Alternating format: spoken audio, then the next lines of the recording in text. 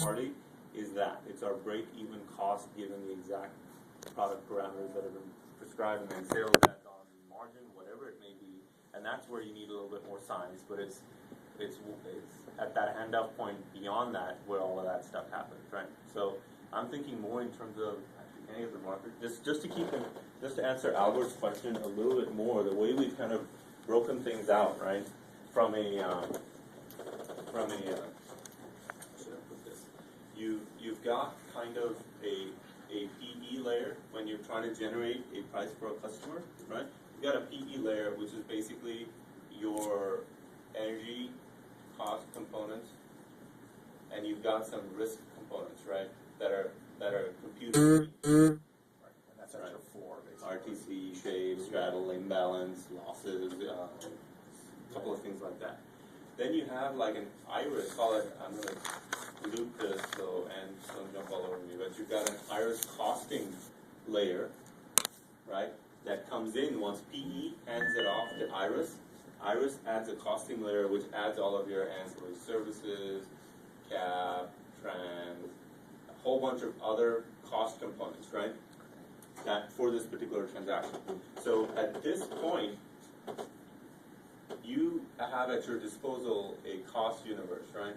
Every single, if you added up all the costs, you get a full requirements fixed price, right? If you just add them up. Then the last step, and I think what you're looking to deliver at this step is this cost universe, right? But the next step is what you could think of as iris pricing, right? And these all run sequentially, so it's seamless, but they happen in this order, right? And here is where basically you take inputs from the user. So one of the inputs is term, one of the inputs is product, one of the inputs is margin, one of the inputs is broker fee, and there's two more. There's intraday adjustment, and there's a couple of other ones. But these are inputs that are taken, and then the iris engine just applies some kind of logic. Payment terms. Payment terms, yeah, that is inventory things.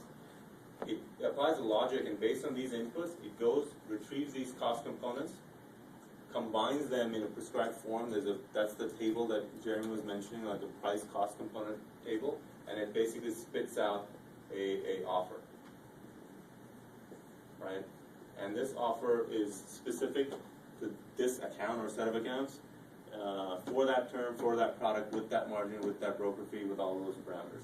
So when we're talking about actually delivering, getting all of these inputs and spitting something out, there's really an iris cost pricing layer here too, right? But I think what you're looking for going into here is up to this point, and you kind of recreate something like this here, and add on to it, which is where all your strategic pricing components come in. Right? Is your cost universe is already whatever calculated every night in PE, the costing, or? What's calculated in PE, all three of these run in PE. So when someone sets up something in IP, the salesperson is saying, I want this to be added to the IP queue, and I'm going to set up that PR with these parameters pre-populated. So it's going to say, okay, at night I'm going to run PE, I'm going to run iris costing, I'm going to go retrieve those inputs that you had specified. But that's based on each account, right? Yeah. It's based on PR.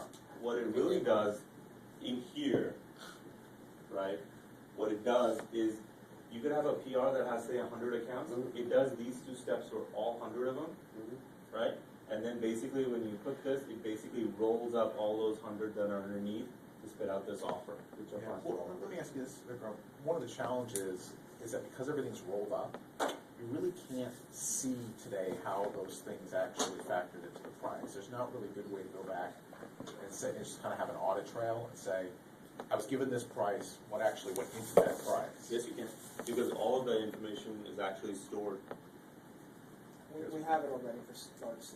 Yeah, in great detail. You have it at each individual account as well as the summary level for that specific product.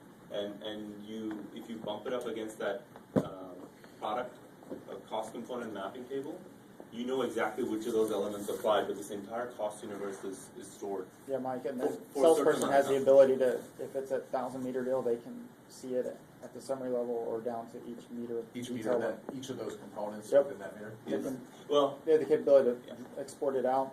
They can run analysis inside Excel. Yeah. And some do that. They do trend analysis. this, honestly, is a universe of 150 different elements, maybe more. We group those for display purposes, but if you have to get those, you can get those. But just not to freak out users, we kind of lump them into categories of charges, because it's just more efficient to do it that way.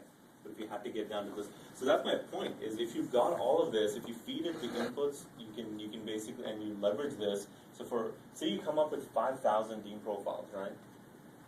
You can come up with this offer for each of the Dean profiles. Say you were doing only fixed prices, right?